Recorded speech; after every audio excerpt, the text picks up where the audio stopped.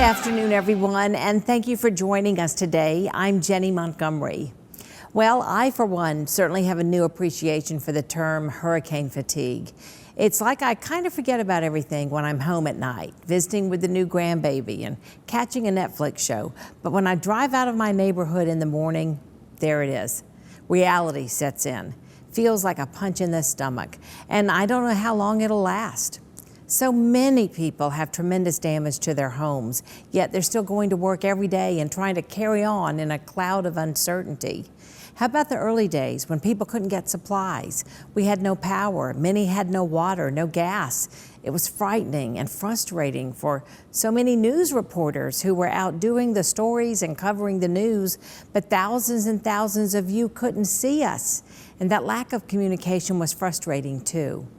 I cannot begin to imagine how frustrating it was for people who are in the helping services, people like Amy Breitmann, the director of the Golden Harvest Food Bank. Our local food bank and soup kitchens that are normally ready to help in times of need have definitely been feeling the pressure of the enormous need throughout the 24 counties in Georgia and South Carolina served by Golden Harvest Food Bank. 4 days after Helene hit, Amazon delivered generators and other resources to Golden Harvest. Feeding America, Feeding Georgia, and Feeding the Carolinas also sent in extra staff members and supplies so the community could start getting their needs met. This is a long-term effort. This is just the first couple of days of this disaster response. Because there's going to be lingering effects of this. I have employees on my team that don't have homes that are looking for places to stay. So we know that the scale of the destruction is widespread, and this is not a one-day response. This is a long haul.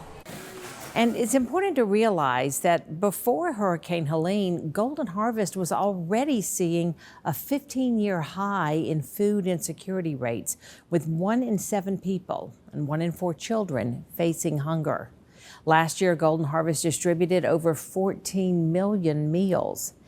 Every $2 you donate provides 5 meals. These are all really important statistics to keep in mind as we talk with Amy Breitmann, who is the president and the CEO of Golden Harvest Food Bank.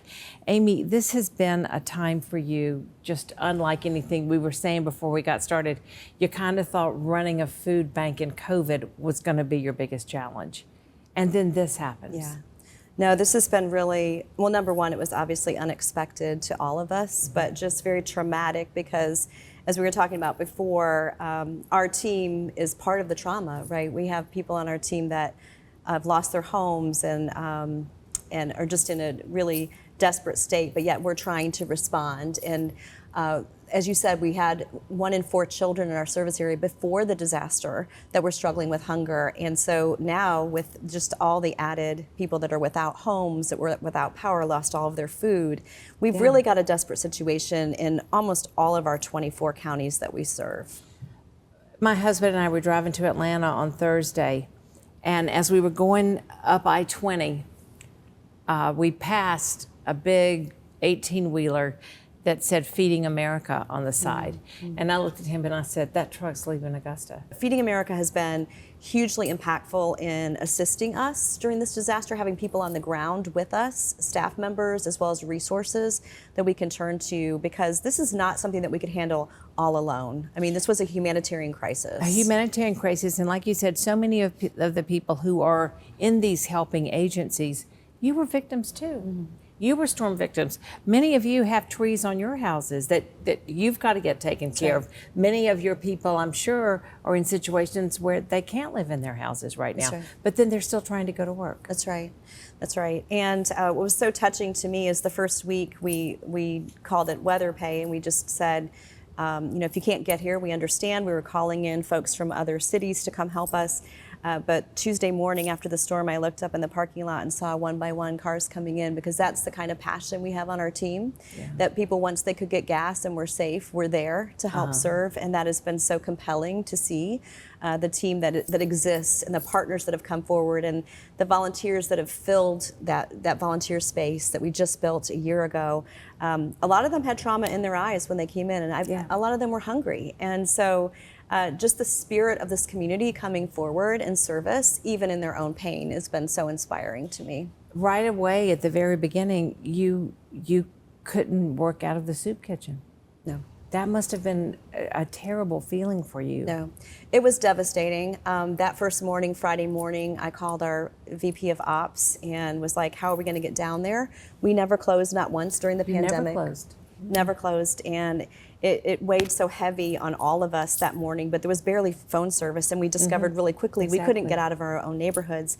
And so we were closed for 3 days, and then Ed Mendoza and his team at Kachina stepped in and said, I'm not going to open my restaurant, I'm going to come help you open the soup kitchen, and did that for a week. So again, the generosity of the community, because we had to clean out those freezers and coolers. They were full of rotten food. So we got it back up and running, and World Central Kitchen's been in there the last 2 weeks. And then at the food bank, of course, we've just been triaging disaster boxes all across our 11,000 square miles.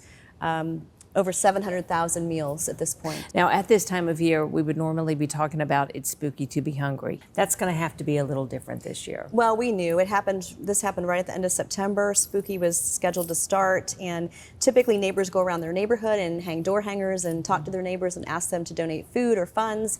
I mean, we can't walk through neighborhoods right now. We're crawling over, major logs and trees, and so we've pivoted that. People can still get involved. They can still go to itsspookytobehungry.org. If they want to be a team captain, they can still come pick up their T-shirt and all the goodies. But we're still encouraging that fundraising to happen because we need this community more than ever. I feel like we need to take a commercial break and just have a good cry right now. It's just so hard to talk about how great the need is. But this is a very giving community. Even at a time when we're hurting, we're still going to be a very giving community. So as I thank you for your time, I want to show you how you can help support Golden Harvest Food Bank. You can form a team in your neighborhood or your workplace. You can donate at itsspookytobehungry.org. And if you want to donate to the Hurricane Relief Fund, just go to goldenharvest.org.